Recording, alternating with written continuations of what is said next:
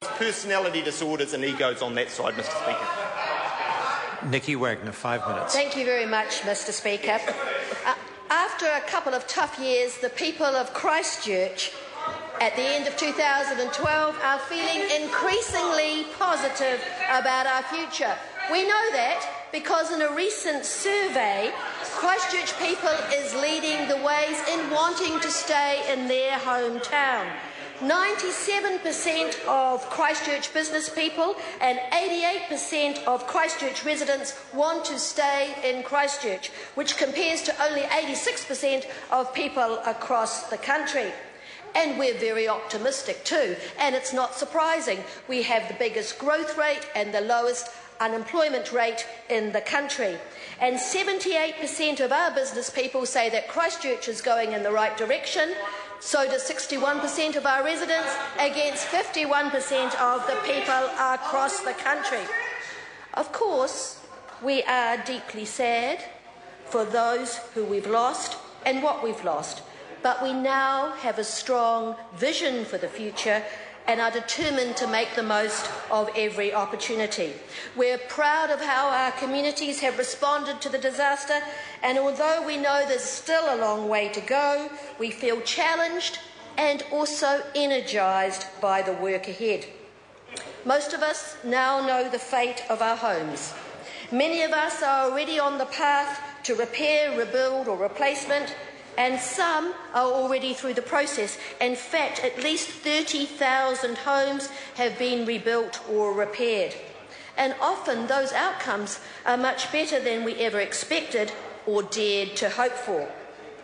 Now, EQC and insurance problems are still challenging for many. EQC is an organisation that we love to hate. But we are all grateful that because of EQC, 99% of New Zealanders are insured, $4 billion has been paid out in Christchurch, and all of the 620,000 earthquake claims will be met. Local community plans are working forward. Our new suburban shops, cafe and community buildings are going up across the city. And in the CBD, the Christchurch City Rebuild and Blueprint, based on the City Council's Share an Idea consultation, has been very well received. Awareness is high of the plans, and for those that are well informed, 82% of business people and 66% of residents approve it and support of it. Now, I want to take the opportunity right now to thank the Prime Minister and Jerry Brownlee for their support and the government for its total commitment to the rebuild of Christchurch, especially the $13 billion that are going to be invested in our future.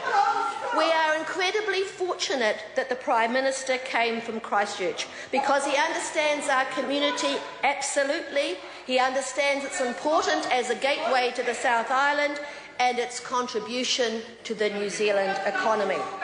But it's actually Jerry Brownlee's day in and day out leadership and his integrity in making difficult and complex decisions and his ability to think clearly and realistically in an emotion-charged and ever-changing environment that has delivered so well for Christchurch and Canterbury.